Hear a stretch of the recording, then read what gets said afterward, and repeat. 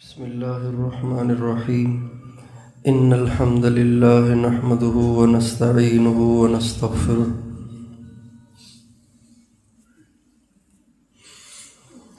من يهده الله فلا مضل له ومن يضلل فلا هادي له وأشهد أن لا إله إلا الله وحده لا شريك له وأشهد أن سيدنا ونبينا وحبيبنا وشفيعنا وقرة أعيننا محمدا عبده ورسوله صلى الله تبارك وتعالى عليه وعلى آله وأصحابه وأزواجه وذريته وبارك وسلم تسليما كثيرا أما بعد فأعوذ بالله من الشيطان الرجيم بسم الله الرحمن الرحيم يا أيها الناس إن وعد الله حق فلا تغرنكم الحياة الدنيا ولا يغرنكم بالله الغرور سبحان ربك رب العزة عما يصفون وسلام على المرسلين والحمد لله رب العالمين اللهم صل على سيدنا محمد وعلى آل سيدنا محمد وبارك وسلم۔ میرے محترم بھائی اور دوستو،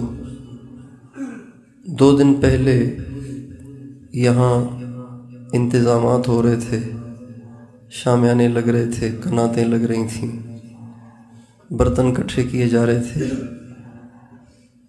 اور راشن لایا جا رہا تھا، دیگیں لائی جا رہی تھیں، خدمت والے اکٹھے ہو رہے تھے اور سب کو اس کا انتظار تھا کہ اللہ کے مہمان آئیں گے، ان کی خدمت کریں گے اور ایک خوشی کا سماں تھا۔ آپ تشریف لائے، 1.5-2 دن یہاں قیام فرمایا، اب ہماری واپسی ہے اور یہ جو میلہ یہاں لگا تھا اب اس کا اختتام ہے۔ یہی ایک دنیا ہے، انسان دنیا میں آتا ہے اور سمجھتا ہے کہ میں نے تو یہیں رہنا ہے اور گھر بناتا ہے اور صبح سے شام تک اپنے آپ کو تھکاتا ہے اور پیٹ پالتا ہے، بیوی بچوں کے لیے کماتا ہے، اپنی نسلوں کے لیے کماتا ہے، لیکن جب وہ دنیا بن کے تیار ہو جاتی ہے تو خود سب کچھ چھوڑ چھاڑ جا کے مٹی میں سو جاتا ہے۔ یہ دنیا ہمیشہ نہیں رہے گی،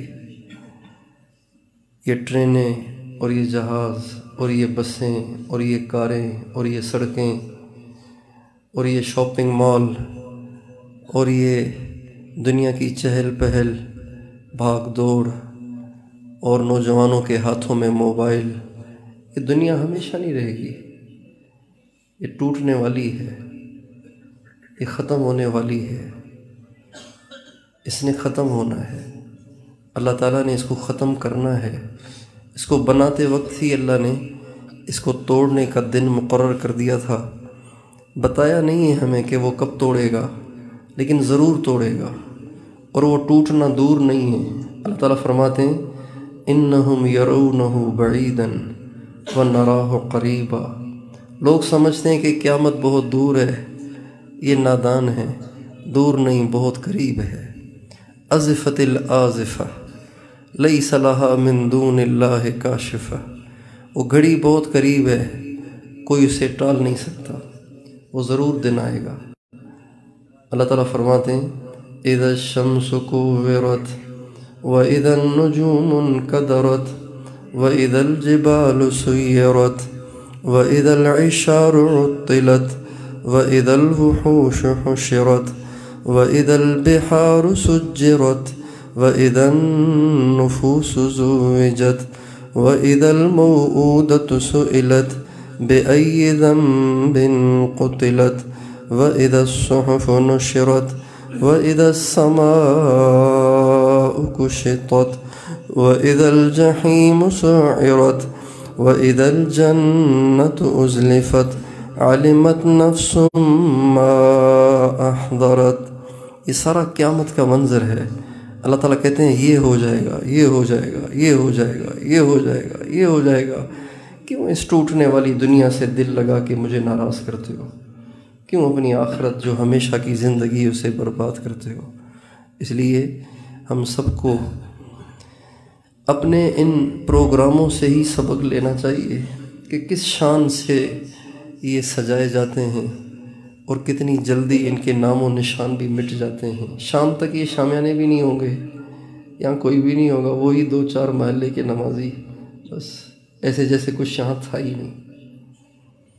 اجل نے نہ کسرا ہی چھوڑا نہ دھارا، اسی سے سکندر صفات بہارا، ہر ایک لے کے کیا کیا نہ حسرت سے دھارا، پڑا رہ گیا سب یوں ہی ٹھاٹھ سارا۔ یہ شامیانے ڈیکوریشن چلے جائیں گے، آپ اپنے گھر چلے جائیں گے۔ یہ ساؤنڈ والے اپنے ساؤنڈ کو لے کے چلے جائیں گے۔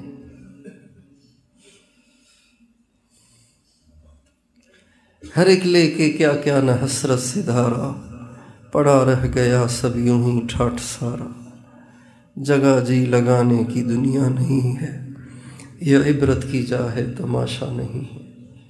اس لیے ہمیں دنیا سے دل نہیں لگانا، نہ کپڑوں سے، نہ پیسوں سے، نہ ڈگری سے، نہ عہدے سے، نہ کرسی سے، نہ حکومت سے، ان چیزوں سے دل نہیں لگانا۔ یہ بچوں کے کھلونے ہیں، بڑوں کو اس سے دل لگانا اچھا نہیں ہے۔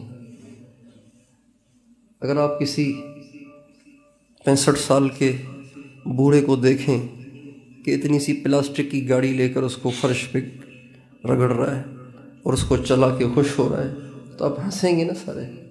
اسی طرح فرشتے ہنستے ہیں، اسی طرح اہل اللہ ہنستے ہیں، اسی طرح اولیاء ہنستے ہیں ان لوگوں پہ جو اپنی زندگی کے قیمتی لمحات کو ان کھلونوں میں ضائع کر رہے ہیں، دکان پہ ضائع کر رہے ہیں، زمینوں پہ ضائع کر رہے ہیں، عہدوں پہ ضائع کر رہے ہیں، سیاست کے کھیل میں۔ سیاست کھیل ہے نا، ایک سیاست تو اسلامی ہے، وہ تو دین کا حصہ ہے، لیکن جو ہمارے یہ غیر مذہبی سیاستدان ہیں، جو چند پارٹیاں ہیں ہمارے ملک میں، یہ سب کھیل ہے، بچوں کا کھیل ہے۔ یہ بیچارے کھیل کھیل رہے ہیں، اپنا دل بہلا رہے ہیں، اپنی زندگی برباد کر رہے ہیں۔ کبھی جیت جاتے ہیں، کبھی ہار جاتے ہیں، جیت جاتے ہیں تو ناچتے ہیں، ہار جاتے ہیں تو منہ بنا کے گھر میں بیٹھ جاتے ہیں، ایک دوسرے کے خلاف بیان بازیاں کرتے ہیں۔ آج یہ جیت کر بھی اگر جیتے تو کچھ نہ جیتے۔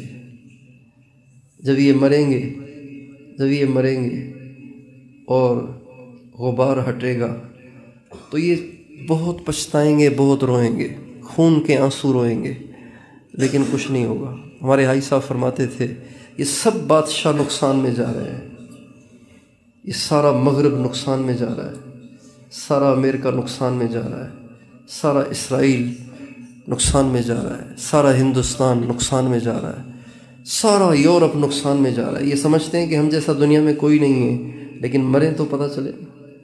وَسَوْفَ تَرَى إِذَا انْكَشَفَ الْغُبَارُ أَفَرَسٌ تَحْتَ رِجْلِكَ أَمْ حِمَارُ،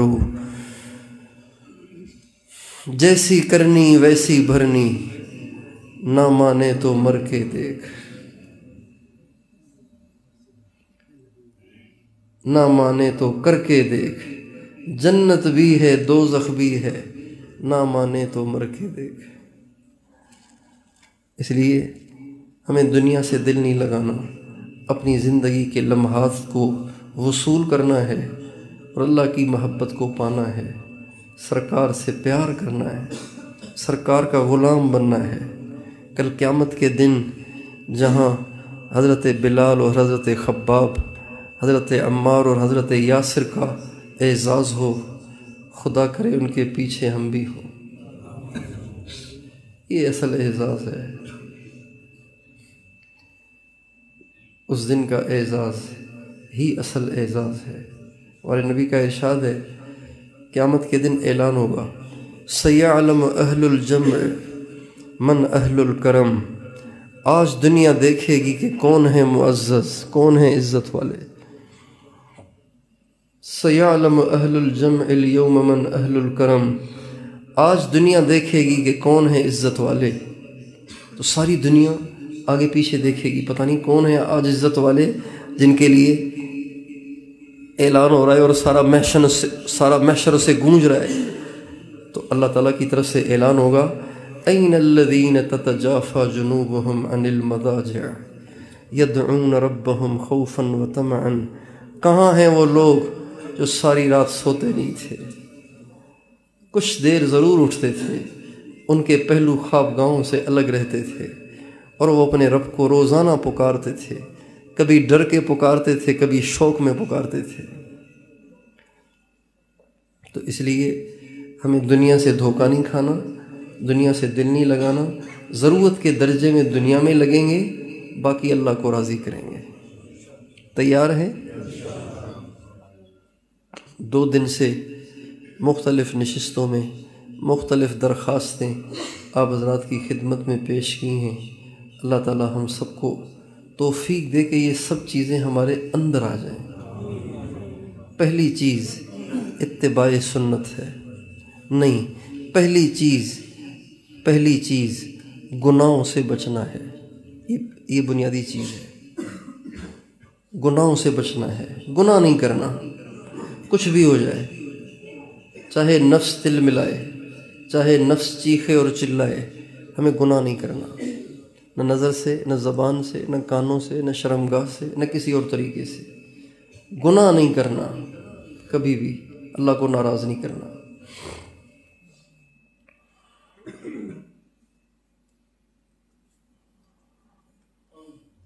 کبیرہ گناہوں سے بھی بچنا ہے، صغیرہ گناہوں سے بھی بچنا ہے۔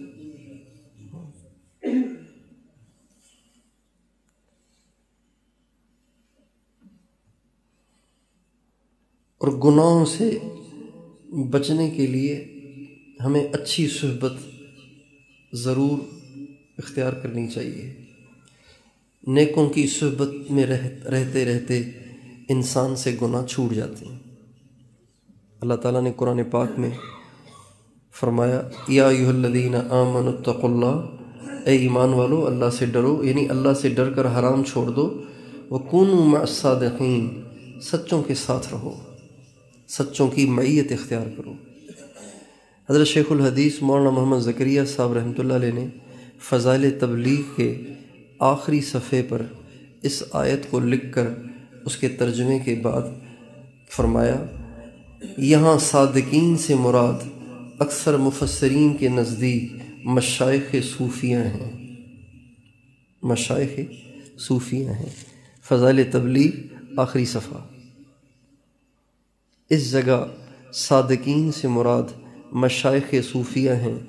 جو شخص ان کی چوکھٹ کے خدام میں داخل ہو جاتا ہے، ان کی ولایت کے اثر سے اللہ تعالیٰ اس کو تقویٰ کا نور عطا فرماتے ہیں، معرفت کا نور عطا فرماتے ہیں۔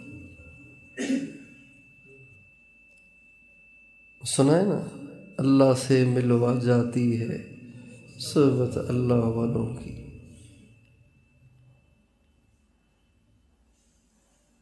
ہم چھوٹے چھوٹے تھے تو وہ ہماری مسجد کے جو امام صاحب تھے تو وہ ہمیں نعتیں سکھاتے تھے۔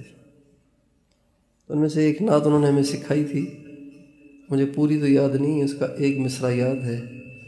اللہ اللہ کرنے سے بھی اللہ نہ ملے، اللہ والے ہیں جو اللہ سے ملا دیتے ہیں۔ اور حقیقت ہے یہ، صحابہ حضور نہ ہوتے تو کیسے صحابہ بنتے؟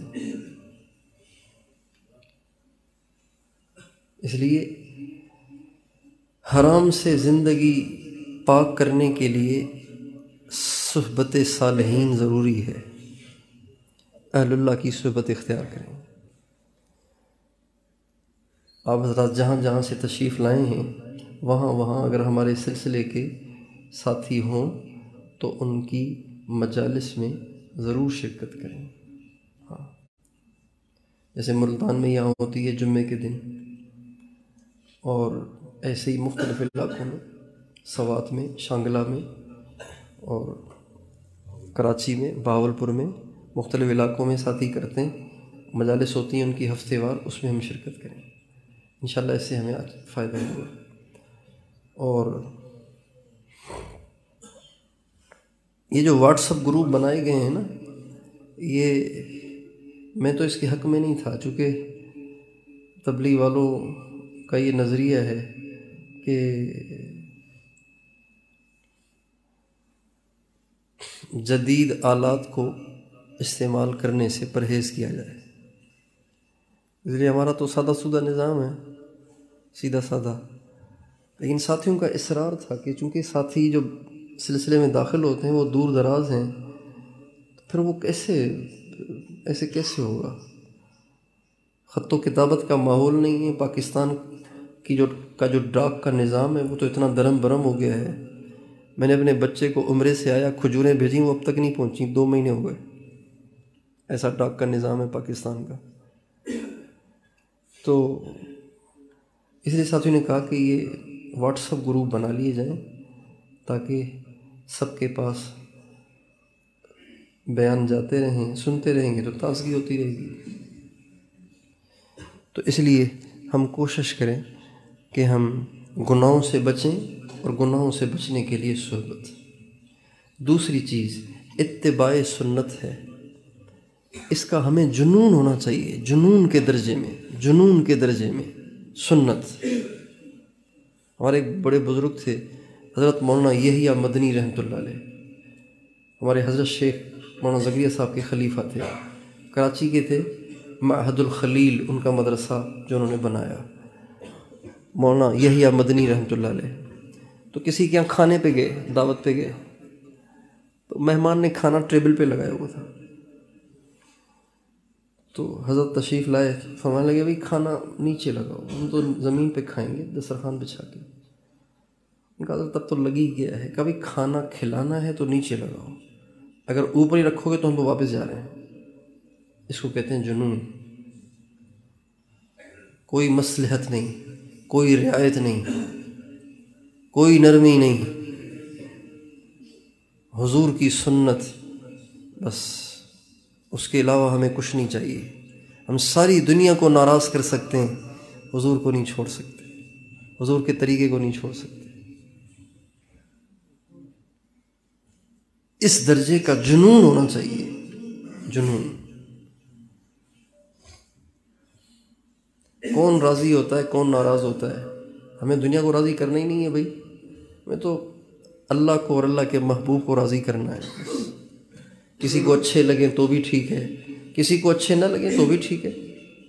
موسیٰ علیہ السلام نے اللہ تعالیٰ سے کہا یا اللہ آپ مجھے ایسا بنا دیں کہ سب مجھے اچھا کہیں، کوئی میری مخالفت نہ کرے، کوئی مجھے برا نہ سمجھے، سارے میری تعریف کریں۔ زبردست جواب ہے۔ اللہ تعالیٰ نے فرمایا میرے موسیٰ ایسا تو میں خود بھی نہیں ہوں۔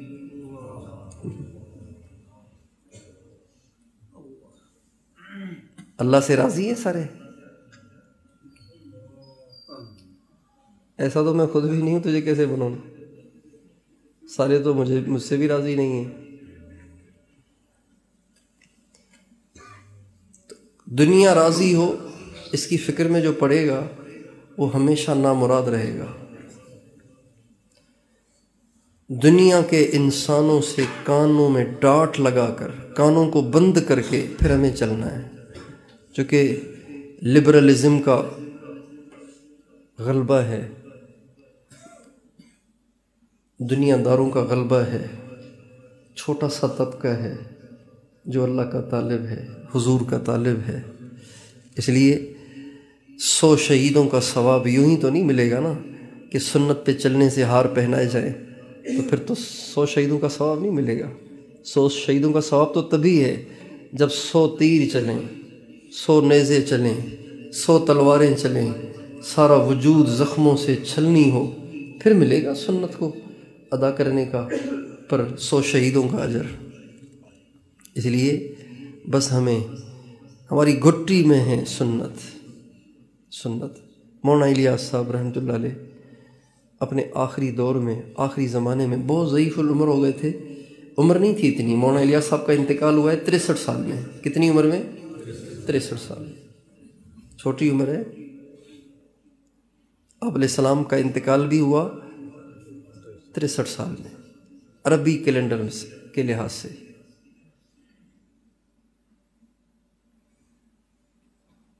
ویسے 61 سال اگر عیسوی سال مراد لیا جائے تو ہمارے نبی کی عمر 61 سال تھی، اور ہمارے نبی کو صرف 14 بال سفید تھے، باقی ساری داڑھی سیاہ تھی، صرف 14 بال۔ تو 63 سال عمر بڑی نہیں ہے، لیکن اتنے ضعیف ہو گئے تھے کہ وضو خود نہیں کر سکتے تھے۔ ایک میواتی وضو کرا رہے تھے، تو وضو کراتے ہوئے دیکھیے، وضو کراتے ہوئے اس نے پانی یوں ڈال دیا، یوں بازو دھلاتے ہوئے یوں پانی ڈال دیا، یعنی کہنی سے کلائی کی طرف پانی بہنے لگا۔ جو ہی پانی یوں ڈالا نا تو مولانا چیخ اٹھے، فرمانے لگے ہائے مجھے اس عمر میں کافر بناؤ گے۔ اس لیے کہ سنت پانی یوں ڈالنا ہے، یوں کلائی سے کوہنی کی طرف بہنا چاہیے۔ اس کو بھی مولانا الیاس صاحب کفر فرما رہے تھے۔ اس کو کہتے ہیں سنت کا جنون۔ تو اس لیے ہمیں سنت پہ چلنا ہے، اچھے لگیں تو بھی ٹھیک ہے، اچھے نہ لگیں تو بھی ٹھیک ہے۔ ان نوجوانوں کو رشتے ملیں تو بھی ٹھیک ہے، نہ ملیں تو بھی ٹھیک ہے۔ ہماری بچیوں کو رشتے آئیں تو بھی ٹھیک ہے، نہ آئیں تو بھی ٹھیک ہے۔ کیا بغیر شادی کی آدمی مر جائے گا؟ کیا بغیر شادی کے آدمی مر نہیں جائے گا؟ تو اس لیے ہم سنت پہ چلیں گے، سنت کو فالو کریں گے، اس سے ہٹ کر کوئی قدم نہیں اٹھائیں گے۔ ہاں، اس کو طے کریں۔ سارے تصوف کا خلاصہ اتباع سنت ہے، سارے تصوف کا مکھن لب لباب اتباع سنت ہے۔ اس سے مراد کشف کرامات نہیں ہے، اس سے مراد ہوا میں اڑنا نہیں ہے۔ جس کو اللہ کا تعلق حاصل ہو جائے پھر وہ ہوا میں اڑتا ہے، اور وہ تکیے کے نیچے سے پیسے نکالتا ہے، اور وہ تسبیح پھیرتا ہے تو دیواریں ہلتی ہیں، کسی میں جن داخل ہو جائے تو اس کا جن بھی نکال لیتا ہے۔ یہ مقصود نہیں ہے۔ ہمارے تصوف میں نہ جن کو داخل کرنا ہے نہ جن کو نکالنا ہے، نہ جادو کے اثرات کو توڑنا ہے، نہ بندشوں کو توڑنا ہے۔ ہمارے تصوف میں اتباع سنت ہے۔ چال بھی حضور جیسی، کردار بھی حضور جیسا، اخلاق بھی حضور جیسے، راتیں بھی حضور جیسی، دن بھی حضور جیسے۔ یہ ہے۔ بہت سے لوگوں نے یہ ذہن بنایا ہوا ہے جو پیر ہوگا اس نے تعویذ دینا ہی دینا ہے۔ حضرت گنگوہی کے پاس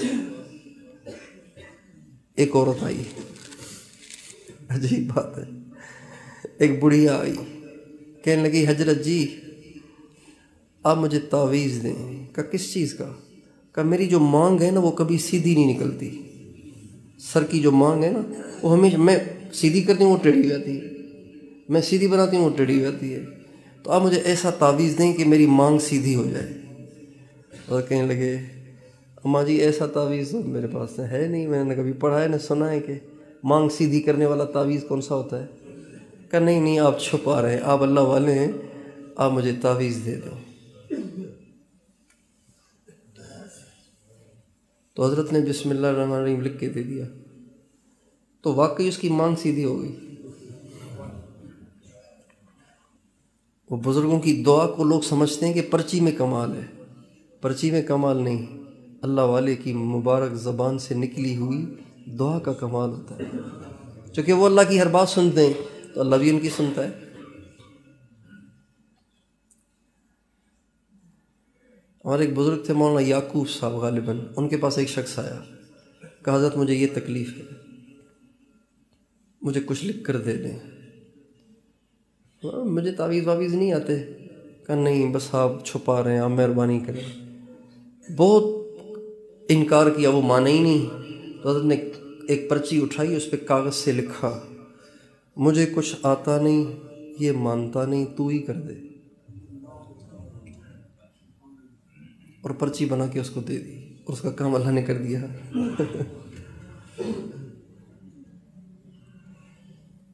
تو تصوف سے مراد گنڈے اور تعویذ نہیں ہے، تصوف سے مراد دم درود اور دھاگے پڑھنا نہیں ہے، تصوف سے مراد اتباع سنت ہے۔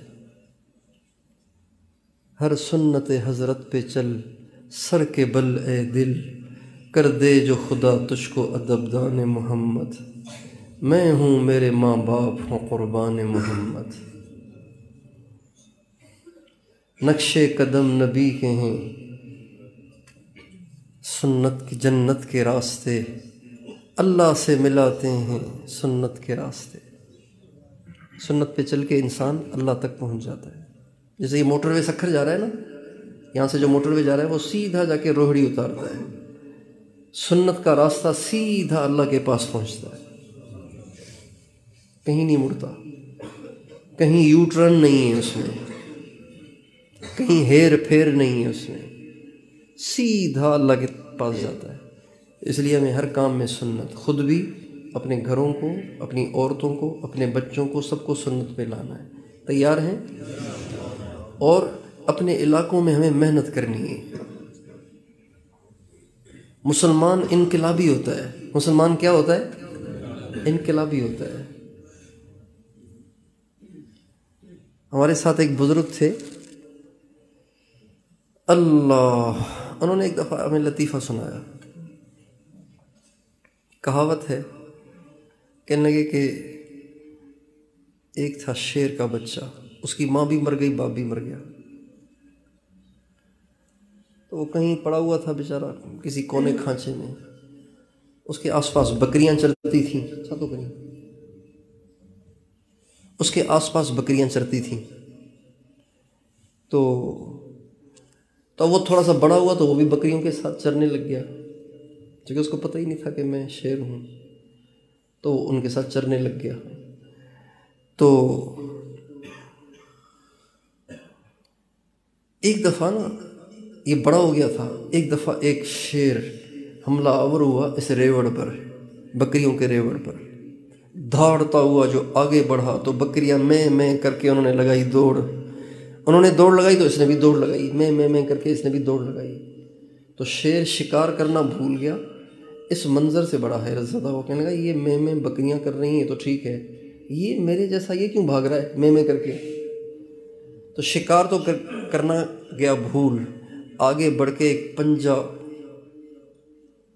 اس کے کولہے پہ مار کے اس کو گھسیٹ کے پیچھے لایا، کہا تو کہاں جا رہا ہے؟ کہا میں تو بکری ہوں، چھوڑ مجھے، تو کھا جائے گا۔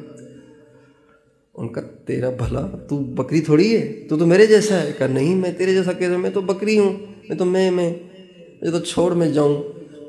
تو اس کو گھسیٹ کے لے گیا پانی پر، پانی کھڑا ہوا تھا کہیں، وہاں لے گیا، کہا دیکھ پانی میں، اس نے دیکھا، کہا دیکھ یہ میری مونچھیں، یہ تیری مونچھیں، دیکھ یہ میری دم، یہ تیری دم ہے کہ نہیں؟ اب زور سے جیسے میں دھاڑتا ہوں دھاڑ، ورنہ ماروں گا تجھے۔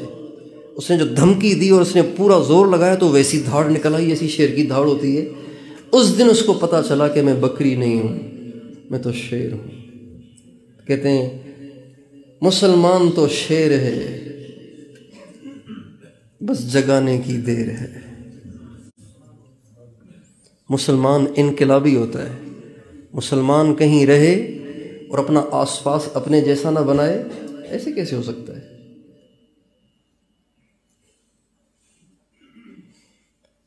ہم نہیں ہیں وہ جنہیں زمانہ بدل گیا، ہم وہ نہیں ہیں جو زمانے کے ساتھ بہہ جاتے ہیں، جہاں کی ہوا چلے وہیں چلے جاتے ہیں۔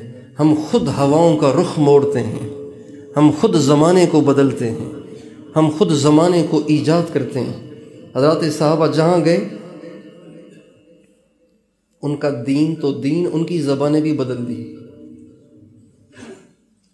تیونس والے عربی بولتے ہیں، حالانکہ یہ افریقہ ہے۔ صومالیہ والے عربی بولتے ہیں، حالانکہ افریقہ ہے۔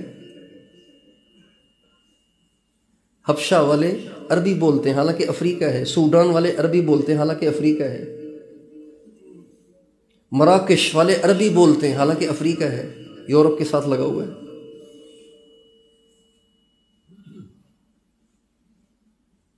یہ صحابہ تھے جو انقلابی تھے۔ ہمیں گوشہ نشین نہیں بننا، ہمیں انقلابی بننا ہے۔ کیا بننا ہے؟ کیا بننا ہے؟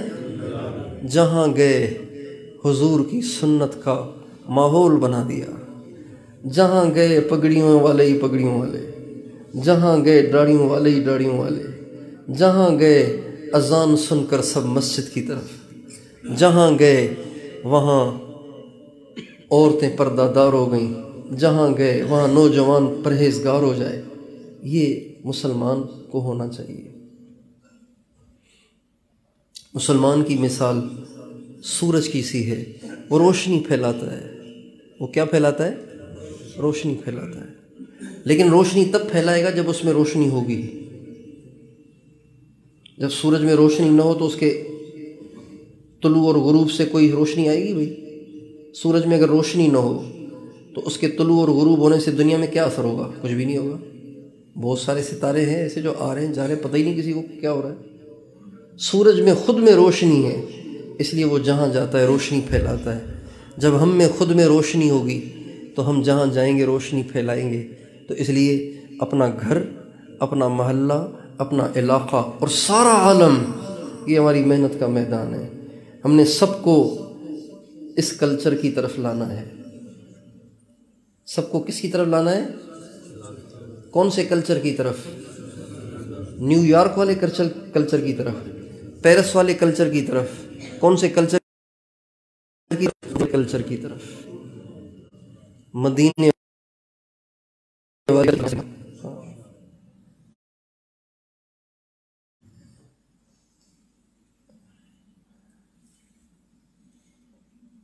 مولانا یوسف صاحب رحمۃ اللہ علیہ فرماتے تھے کہ یہود اور نصارہ نے یہ طے کر رکھا ہے کہ انہوں نے مکے اور مدینے کو پیرس اور نیو یارک بنانا ہے۔ یہود اور نصارہ نے یہ طے کر رکھا ہے کہ انہوں نے مکے اور مدینے کو کیا بنانا ہے؟ نیو یارک اور پیرس بنانا ہے۔ وہ فرماتے تھے تم طے کرو کہ تم نے نیو یارک اور پیرس کو مکہ اور مدینہ بنانا ہے۔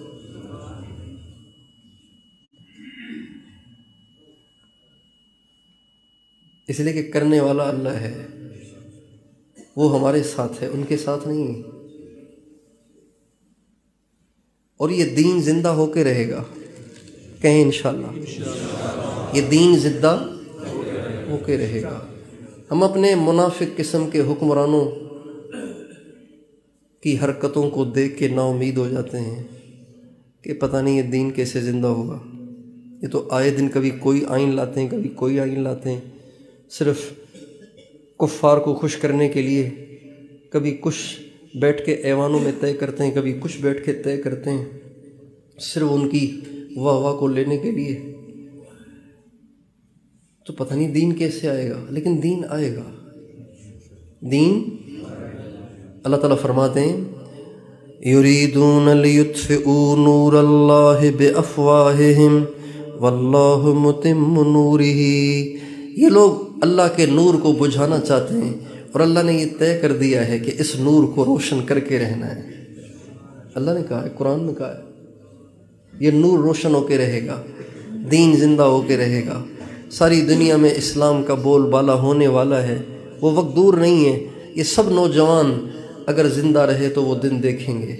اگر ان نوجوانوں کو بڑھاپا ملا نا، اگر ان نوجوانوں کو بڑھاپا ملا، اگر ان نوجوانوں کو بڑھاپا ملا، اگر ان کالے بالوں والوں کو سفید بال جتنی عمر ملی، تو یہ دیکھیں گے کہ دنیا میں حضور کا دین ہی حضور کا ہوگا اور کوئی دین نہیں ہوگا۔ نہ یہاں عیسائیت ہوگی، نہ یہاں یہودیت ہوگی، نہ یہاں ہندو مت ہوگا، نہ یہاں بدھ مت ہوگا، نہ یہاں کوئی اور ہوگا۔ یہاں ہوں گے تو صرف حضور کے غلام ہوں گے۔ هو الذي أرسل رسوله بالهدى ودين الحق ليظهره على الدين كله ولو كره الكافرون۔ اللہ کہتے ہیں تم چاہے کتنا نہ چاہو، میں نے تو اپنے دین کو اور اپنے رسول کو غالب کر کے رہنا ہے۔ بس جو تھوڑی سی محنت کرے گا، حصہ ڈالے گا، سرخرو ہو جائے گا۔ تو اس لیے ایک گناہوں سے بچنا ہے، گناہوں کے قریب نہیں جانا، اتباع سنت، ہر چیز میں سنت پہ چلنا ہے۔ تیسری چیز کہ انقلابی بننا ہے، اپنے آس پاس ماحول بنانا ہے، اپنے آس پاس ماحول بنانا ہے۔ 3 چیزیں۔ چوتھی چیز اپنے اخلاق کو ٹھیک کرنا ہے۔ کیا کرنا ہے؟ اخلاق کو ٹھیک کرنا ہے۔ سالک ہو اور بدتمیز ہو جوڑ نہیں ہے،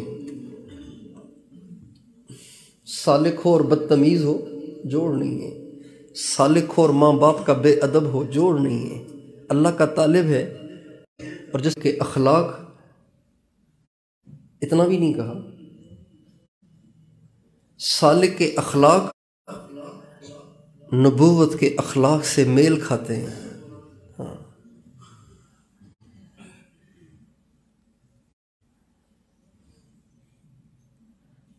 سالک متواضع ہوتا ہے، اپنے آپ کو جھکاتا ہے، اپنے آپ کو چھوٹا سمجھتا ہے، اپنے آپ کو اوروں کے سامنے بچھاتا ہے۔ جو سالک ہوگا نا وہ کبھی متکبر نہیں ہوگا، جو سالک ہوگا وہ کبھی اکڑا ہوا نہیں ہوگا، جو سالک ہوگا وہ یہ نہیں کہے گا یہ سارے ایسے ہی، اللہ کا شکر ہے 4 گھنٹے مراقبہ کرتا ہوں، 10 سال سے تہجد قضا نہیں ہے، یہ ایسے ہی بیچارے فجر میں بھی نہیں اٹھا جاتا ان سے۔ سالک ایسا نہیں ہوتا، سالک سب کچھ کر کے کہتا ہے سب سے برا میں ہوں۔ یظن الناس بی خیرا وانی لشر الناس ان لم یعف عنی، لوگ مجھے سمجھتے ہیں میں بہت اچھا ہوں، مجھے پتہ ہے میں سب سے برا ہوں۔ سالک ایسا ہوتا ہے، سالک کو اپنی اچھائیاں نظر ہی نہیں آتی۔ اس جملے کو ذرا دہرائیں، سالک کو اپنی اچھائیاں، اندھا ہوتا ہے، وہ اپنی اچھائیوں سے اندھا ہوتا ہے، اپنی برائیوں کو مائکروسکوپ سے دیکھ رہا ہوتا ہے۔ سالک کو اوروں کے کیڑے نظر نہیں آتے، اپنے کیڑے نظر آتے ہیں۔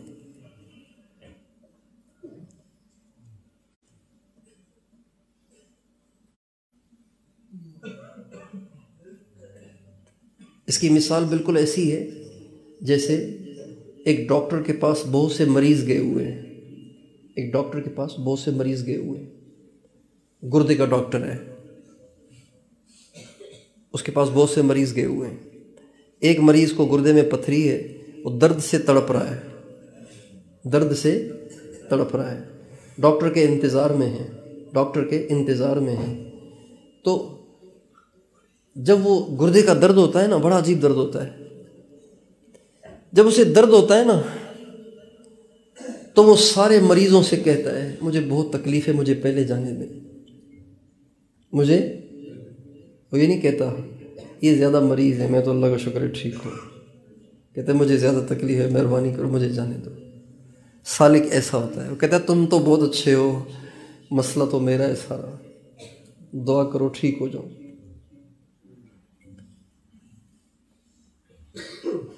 ایک دفعہ ہمارے حائی صاحب کے پاس میں گیا تو فجر کے بیان کے بعد، تو حائی صاحب اپنے بیڈ پہ بیٹھے ہوئے تھے اور اپنے سامنے ایک نوجوان بچے کو بٹھایا ہوا تھا۔ نوجوان بچے کی جو عمر ہوگی وہ اس بچے کی سی ہوگی۔ آپ کی کتنی عمر ہے بیٹا؟ 16 سال، بالکل انہی جیسا تھا، ایسے ہی ہلکی ہلکی سی یہاں سے داڑھی، اس سامنے بیٹھا ہوا تھا۔ حائی صاحب اس کو یوں دیکھ رہے تھے، یوں دیکھ رہے تھے اس کو۔ میں جا کے پاس بیٹھ گیا تو فرمانے لگے، اس سے فرمانے لگے تم کہاں کے ہو؟ کہا جی مالا کنڈ کا۔ کتنے وقت میں چل رہے ہو؟ 4 مہینے میں۔ کیا کرتے ہو؟ ورکشاپ پہ کام کرتا ہوں، مزدوری کرتا ہوں۔ پھر اس کو دیکھتے رہے، پھر میری طرف دیکھ کے فرمانے لگے یار تم دعا کرو اللہ مجھے اس جیسا اخلاص دے، اللہ مجھے اس جیسا اخلاص دے۔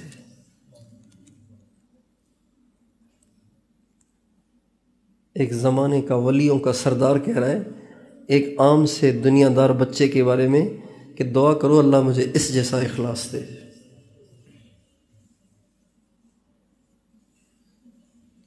سالک ہوگا متواضع، سالک ہوگا اپنے آپ کو اوروں سے چھوٹا سمجھنے والا، اپنے آپ کو اوروں سے گھٹیا سمجھنے والا۔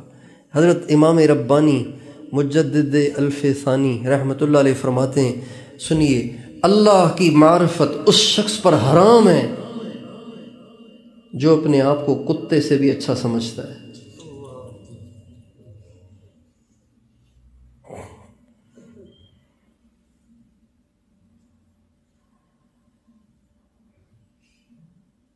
کتنے بڑے آدمی کی بات ہے، کوئی عالم بھی اس کو چیلنج نہیں کر سکتا۔ اس لیے چھوٹا بن کے رہنا ہے، مٹ کے رہنا ہے۔ سب اچھے ہم ہی ہیں، دعا کریں۔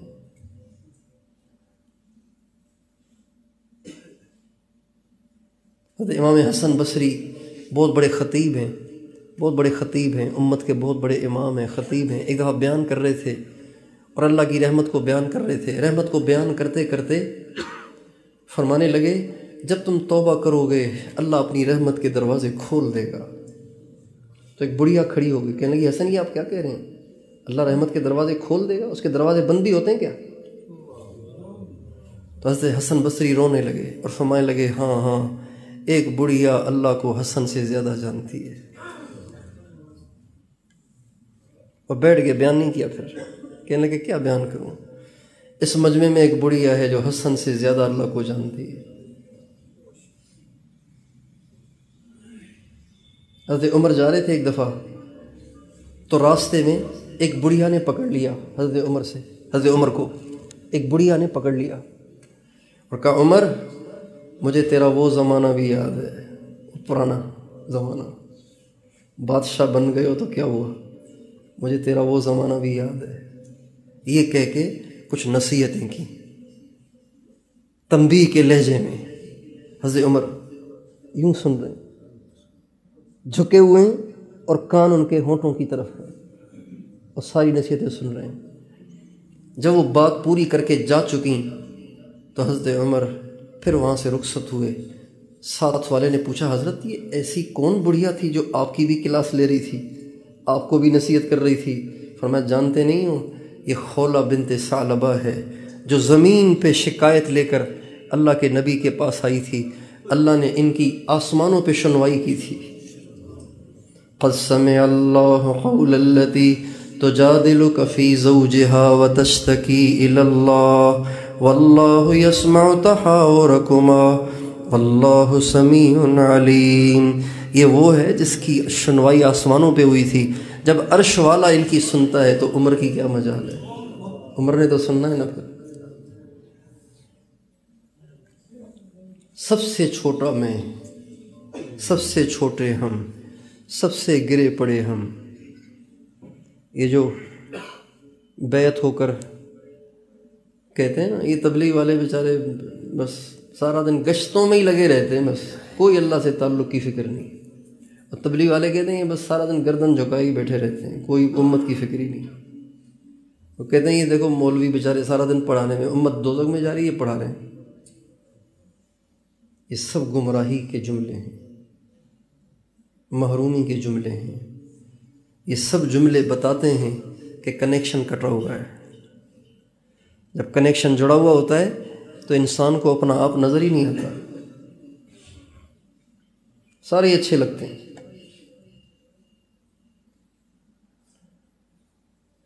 علماء ہمارے سروں کے تاج ہیں، وہ نہ ہوں تو ہم گمراہ ہیں۔ مشائخ ہمارے سروں کے تاج ہیں، وہ نہ ہوں تو ہم بگڑے ہوئے ہیں۔ یہ تبلیغ والے ہمارے سروں کے تاج ہیں، یہ نہ ہوں تو ہم تو پتہ نہیں کون سے سینما گھر میں بیٹھے ہوتے، پتہ نہیں ہم کہاں ڈانس کر رہے ہوتے۔ سب اچھے، دنیا میں ایک برا ہوں تو میں ہوں۔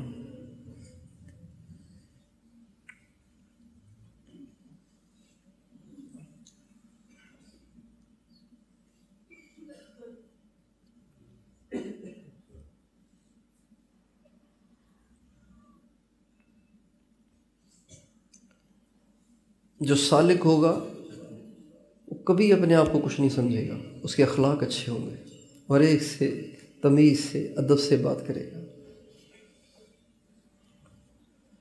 تو اپنے اخلاق پہ محنت کریں، کسی سے بدتمیزی نہیں، کسی سے انتقام نہیں، کسی کی حق تلفی نہیں، کسی پر زیادتی نہیں، کسی کی دل آزاری نہیں۔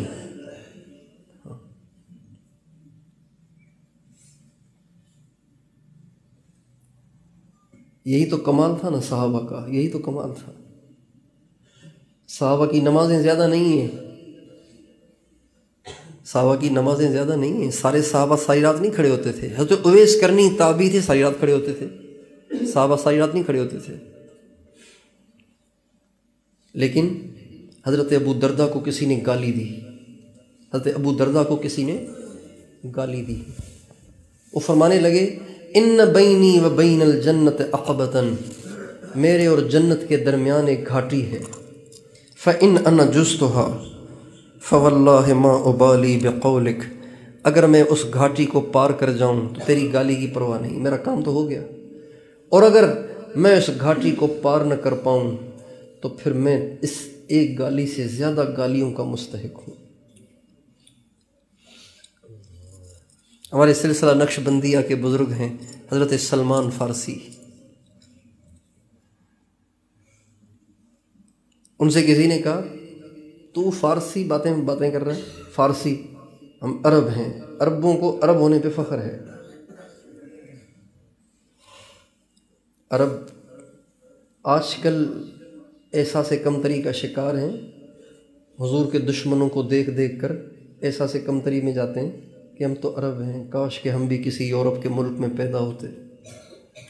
لیکن پہلے عربوں کو عرب ہونے پہ فخر ہوتا تھا، عرب کہتے ہیں بولنے والے کو، عجم کہتے ہیں گونگے کو، تو کہنے لگے تو عرب ہے، تو فارسی، ہم عرب ہیں۔ تو حضرت سلمان فارسی نے یہ نہیں کہا عرب ہونے سے کیا ہوتا ہے، اصل اعتبار تو تقویٰ کا ہے، یہ نہیں کہا، فرمانے لگے عجیب آپ مجھے فارسی کہہ رہے ہیں، میں تو فارسی بھی نہیں ہوں، انما انا نطفۃ، میں تو ایک گندا قطرہ ہوں، وساعود جیفۃ منتنہ، ان قریب مردار ہو جاؤں گا، بدبو اٹھے گی میری لاش سے۔ فإن ثقلت موازینی، اگر میری نیکیاں زیادہ ہو گئیں، فأنا کریم، پھر میری شان دیکھنا قیامت میں۔ وَإِنْ خَفَّتْ مَوَازِينِي فَأَنَا لَئِيمٌ، اگر میری نیکیاں قیامت میں تھوڑی ہو گئیں تو میں بڑا ذلیل انسان ہوں، بڑا کمینہ انسان ہوں۔ یہ اخلاق ہوتے ہیں۔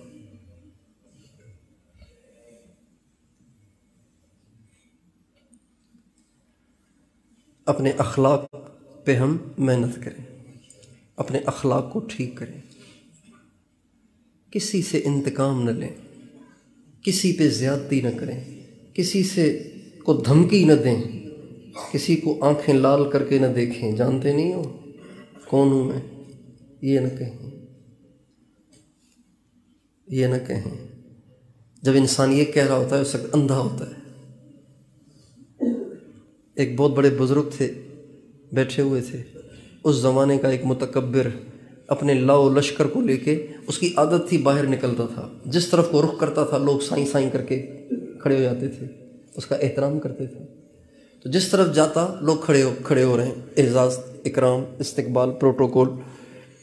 تو یہاں ایک شیخ بیٹھے ہوئے ہیں، گردن جھکی ہوئی ہے، اللہ کی محبت میں مگن ہے، جب پاس سے گزرے تو یہ اٹھے ہی نہیں، بیٹھے رہے۔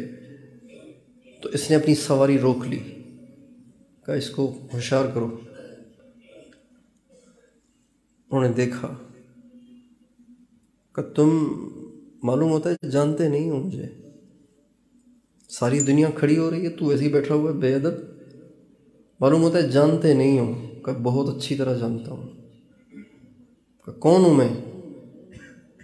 کہ تم پہلے ایک ناپاک قطرہ تھے، اب پاخانے کی تھیلی بن کر چل رہے ہو، پاخانہ لیے پھر رہے ہو، اور ان قریب مردار ہو جاؤ گے۔ یہ بات دل سے نکلی تھی، دل پہ جا لگی، ایک دم وہ سواری سے اترا اور پاؤں پکڑ لیے اور کہا بے شک آپ ہی نے مجھے پہچانا ہے۔ اس لیے ہم کچھ نہیں، ہمارا کچھ نہیں، اللہ سب کچھ ہے۔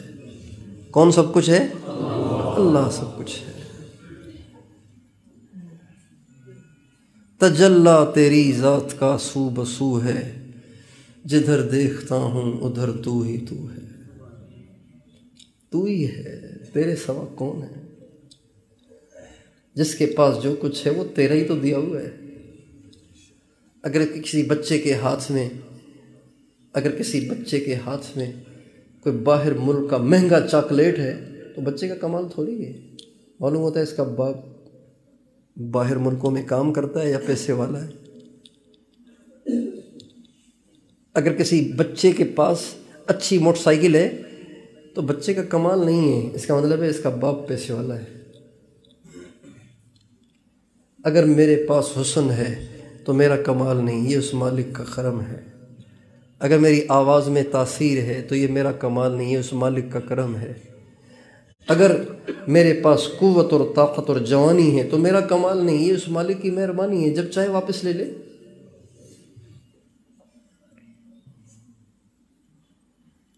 تو اپنے اخلاق کو درست کریں گے انشاءاللہ۔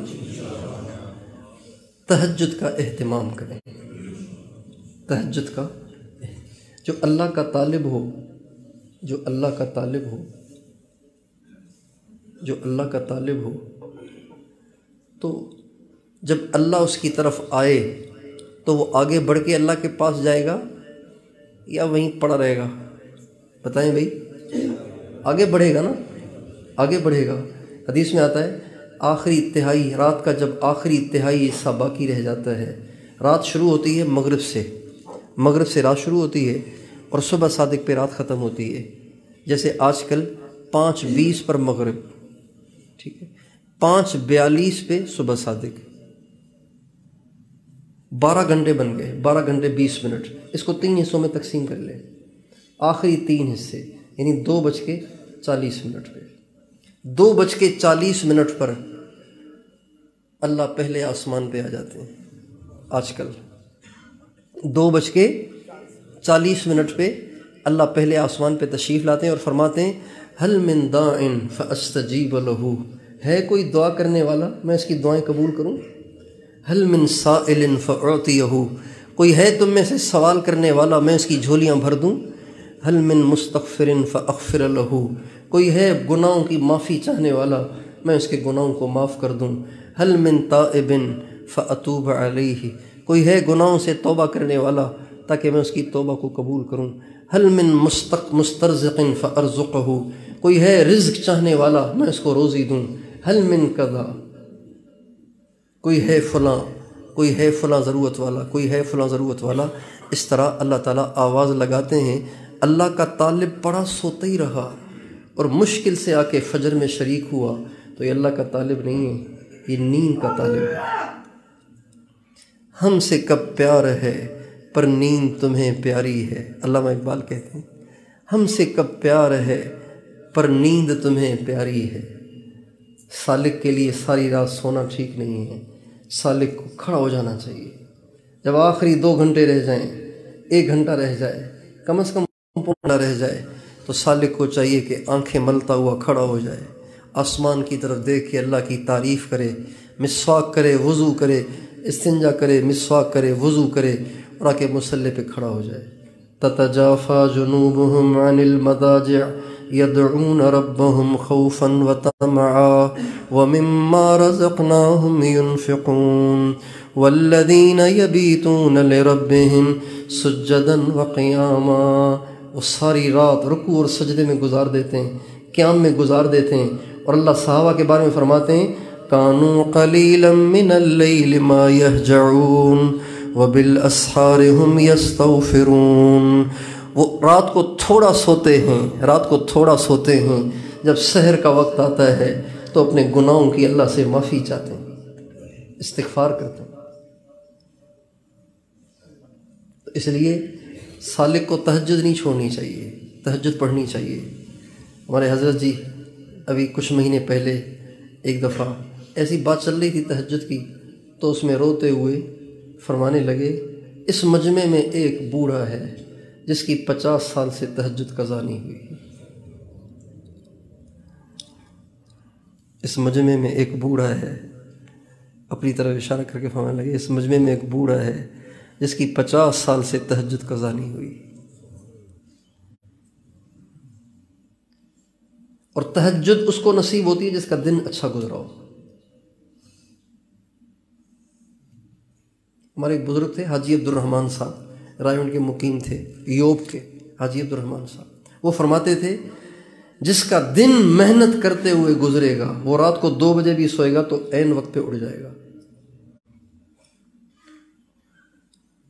دن فضول ضائع کیا ہے، گناہوں میں ضائع کیا ہے، فضول ضائع کیا ہے، تو وہ رات کو 10 بجے بھی آج کل سو جائے نا تو 5 بجے بھی نہیں اٹھا جائے گا، 7 گھنٹے سونے کے بعد بھی آنکھ نہیں کھلے گی اس کی، کھل بھی جائے گی تو اٹھا نہیں جائے گا۔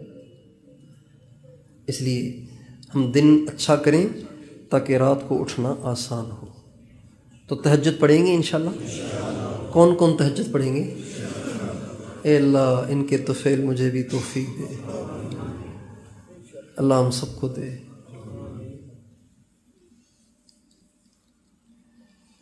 اپنے گھروں میں فضائل اعمال کی تعلیم شروع کریں۔ فضائل اعمال کتاب لے لیں، سندھی میں بھی، اردو میں بھی، پشتو میں بھی، ہر زبان میں ملتی ہے۔ اپنے گھروں میں اس کی تعلیم شروع کر لیں، اس سے ہمارے گھروں میں خود بخود دین آنا شروع ہو جائے گا۔ اپنے گھروں میں درود شریف کی مجالس قائم کریں، سارا گھر کسی وقت جمع ہو اور بیٹھ کے درود شریف پڑھیں۔ جمعے اور جمعے رات کو اہتمام کریں، زیادہ پڑھیں، اور عام دنوں میں بے شک 10 منٹ ہی پڑھ لیا کریں، 15 منٹ ہی پڑھ لیا کریں، سارا گھر جمع ہو، بیوی بچے خاوند سب بیٹھے ہوئے ہیں اور گٹلیوں پہ پتھریوں پہ بیٹھ کے درود شریف پڑھ رہے ہیں۔ ہر درد کی دوا صلی اللہ علیہ وسلم۔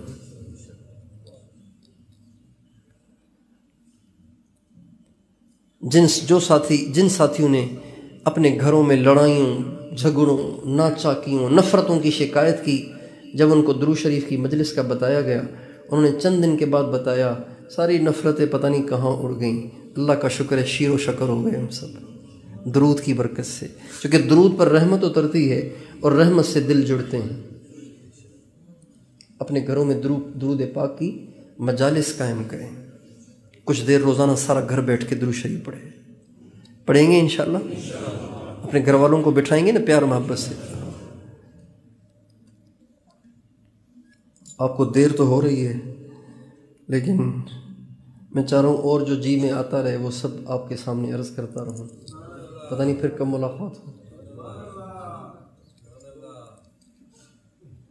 ہمارے مولانا طارق امین صاحب کبھی اپنی جوانی میں یہ شعر پڑھتے تھے، احباب جمع ہے میر حال دل کہہ لے، پھر التفات دل دوستاں ملے نہ ملے۔ احباب جمع ہے میر حال دل کہہ لے، پھر التفات دل۔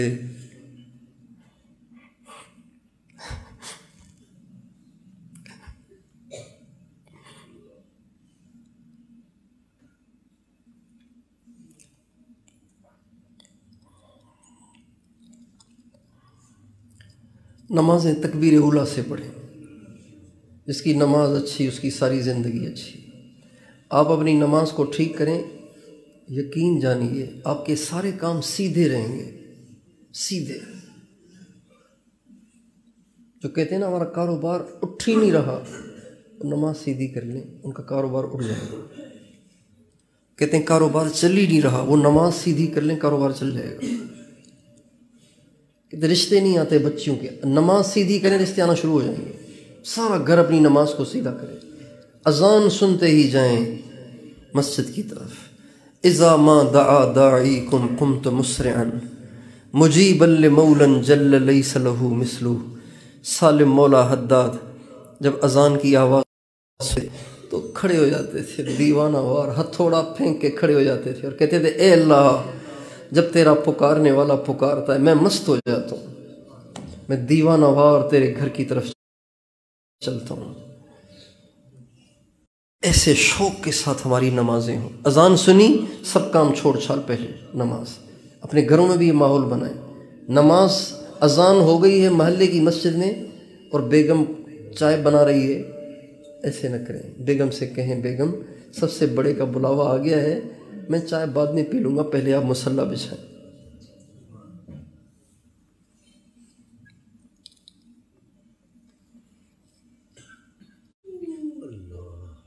اذان ہو گئی یہ بچے کھیل رہے ہیں، آپ کہیں بچوں سے بیٹا اللہ کا بلاوا آ گیا ہے، پھر بھی بلہ ہاتھ میں ہے، ایسے نہ کرو، جاؤ سب سے بڑے کا بلاوا ہے۔ جب بڑے بلاتے ہیں نا تو پھر چھوٹوں کے احکام منسوخ ہو جاتے ہیں۔ ہمارے نبی آئے، حضرت عیسیٰ کے احکام منسوخ ہو گئے، حضرت موسیٰ علیہ السلام کے احکام منسوخ ہو گئے۔ بڑے کا بلاوا آ جائے تو چھوٹے چھوٹوں کے احکام منسوخ ہو جاتے ہیں۔ تکبیر اولیٰ کی نمازیں پڑھیں، اپنی بیویوں کو محبت دیں، اپنی بیویوں سے محبت کریں، اپنی بیویوں کا اکرام کریں، اپنی بیویوں کو عزت دیں۔ لوگ اپنی بیوی کو عورت سمجھ کے ان کی بےزتی بھی کرتے رہتے ہیں، اس پہ روب بھی جماتے ہیں، اس کو لتاڑتے بھی ہیں، اور اس کو اپنی ماں اپنی بہن کے سامنے جو پہلے ہی اس کی دشمن بنی ہوئی ہوتی ہیں اس کے سامنے ذلیل کرتے ہیں۔ ساس اور نند ہمیشہ بہو کی دشمن ہوتی ہے، انہی کے سامنے اس کو ذلیل کرتے ہیں تاکہ ان کو اور شہ ملے اور ان کو ایشو ملے اس کو مزید ذلیل کرنے کا اور دبانے کا اور لتاڑنے کا۔ بیوی سے غلطی ہو آپ اس کو اندر سمجھائیں، ان کے سامنے مت سمجھائیں، اس لیے کہ وہ آپ کی وجہ سے اپنا گھر چھوڑ کے آئی ہے، کسی اور کی وجہ سے، آپ کی وجہ سے۔ اپنی ماں باپ کو چھوڑنا آسان نہیں ہوتا بھائی۔ ہم چلے میں جاتے ہیں، ہماری بیویاں بھی روتی ہیں، بچے بھی روتے ہیں، اور وہ ساری زندگی کے لیے اپنے گھر بار کو چھوڑ کے آپ کے پاس آئی ہے، آپ اس کی سب کے سامنے بےزتیاں کرتے ہیں۔ اس بیچاری کا تو بس پھر یہ حال ہو جاتا ہے کہ نہ ادھر کے رہے نہ ادھر کے رہے، نہ خدا ہی ملا نہ وصال صنم۔ ماں باپ کو چھوڑا اس کے لیے، ماں باپ بھی گئے یہ بھی گیا۔ اس عورت کا کیا احساس اور کیا جذبات ہوتے ہوں گے جس کا خاوند بھی اس کی بےزتیاں کرے، اس کی ساس بھی اس کی بےزتیاں کرے، اس کی نند بھی اس کی بےزتیاں کرے، سارے اس کے کیڑے نکالیں اور سارے اس کی ٹروہ میں لگیں کہ کمرے میں بیٹھی کیا کر رہی ہے، اس کی کیا زندگی ہے بیچارے کی۔ اور آج 90% بچیاں بیچاری اس آگ میں جل رہی ہیں۔ عورت مرد کو چاہیے کہ اپنی بیوی کا سپورٹر بنے، بے ادبی نہ کرے ماں کی لیکن سپورٹر بنے، ماں کی بے ادبی نہ کرے، ماں سے اونچی آواز میں بات نہ کرے، ماں سے تلخ لہجے میں بات نہ کرے، لیکن بیوی کا سپورٹر بنے۔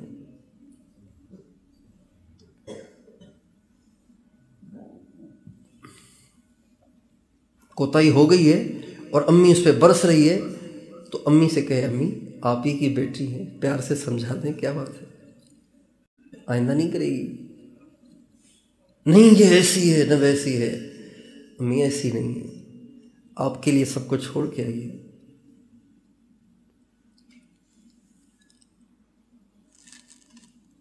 تو یہ جملہ تو عجیب سا ہے لیکن ہے حقیقت۔ تو بیویوں کے سپورٹر بنیں گے؟ عجیب جملہ ہے نا یہ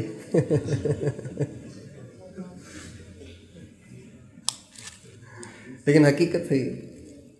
ہمارے نبی نے ہمیشہ بیویوں کو سپورٹ کیا۔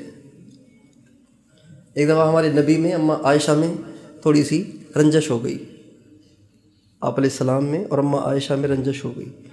حضرت ابوبکر صدیق کو پتہ چلا، غصے میں بھرے ہوئے گھر میں داخل ہوئے، ٹھا اماں عائشہ کو ٹھا زور سے، اللہ کے نبی سے گستاخی کرتی ہے۔ آپ حضرت ابوبکر پہ ناراض ہوئے، آپ نے یہ نہیں کہا، میں تو اس کو 1000 دفعہ سمجھا چکا ہوں، یہ سیدھی ہوتی نہیں ہے، کیا کروں میں، اچھا ہونا چاہیے، میں تو ویسے ہی عالی اخلاق ہوں، کم از کم کوئی اور تو ہو نا جو سیدھا کرے کسی کو۔ آپ نے یہ نہیں کہا، آپ نے کہا ابو بکر ہمیں اس کی ضرورت نہیں تھی، ہمیں اس کی ضرورت تھی کہ ہم دونوں کو ملا کے ایک کر دیتا، تو نے آ کے ہاتھ اٹھانا شروع کر دیا۔ آپ غصے ہو گئے حضرت ابوبکر صدیق پہ۔ تو یہاں سے ثابت ہوتا ہے نا بیوی کو سپورٹ کرنا، کہ بھی ثابت ہوتا ہے نہیں ہوتا، ہوتا ہے نا، بیویوں کے سپورٹر بنے۔ اب اگر کسی نے اس بیان کا یہ ٹکڑا کاٹ کے شیئر کر دیا تو فتنہ ہوگا جب تک اگلی پچھلی نہ سنی۔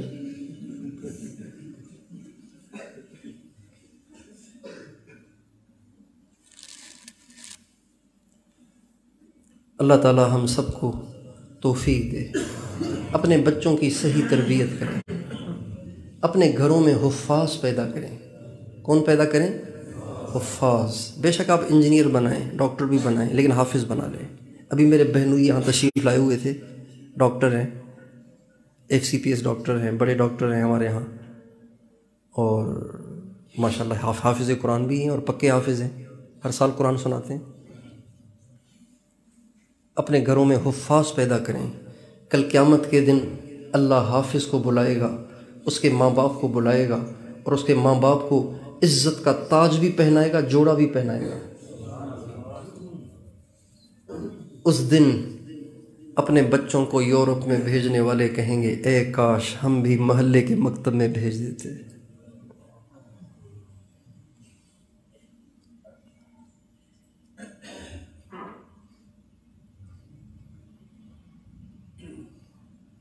اور یہ تو ان سے کہا جائے گا، اور حافظ قرآن سے کہا جائے گا اقرا، پڑھنا شروع کر، ورتقی، چڑھنا شروع کر، ورتل، تیز نہ پڑھنا، ٹھہر ٹھہر کے پڑھنا، چونکہ آہستہ پڑھو گے تو زیادہ درجات پہ چڑھ جاؤ گے، تیز پڑھو گے تو بیچ میں ہی ٹھہر جاؤ گے۔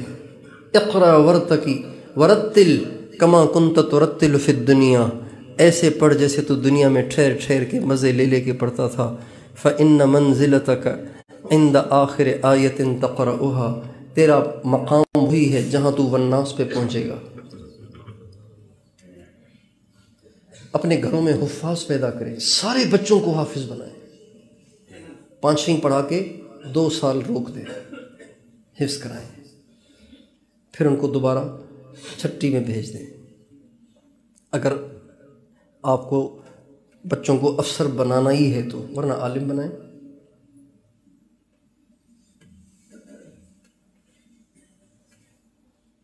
ٹھیک ہے انشاءاللہ۔ کون کون اپنے گھروں میں حفاظ پیدا کریں گے؟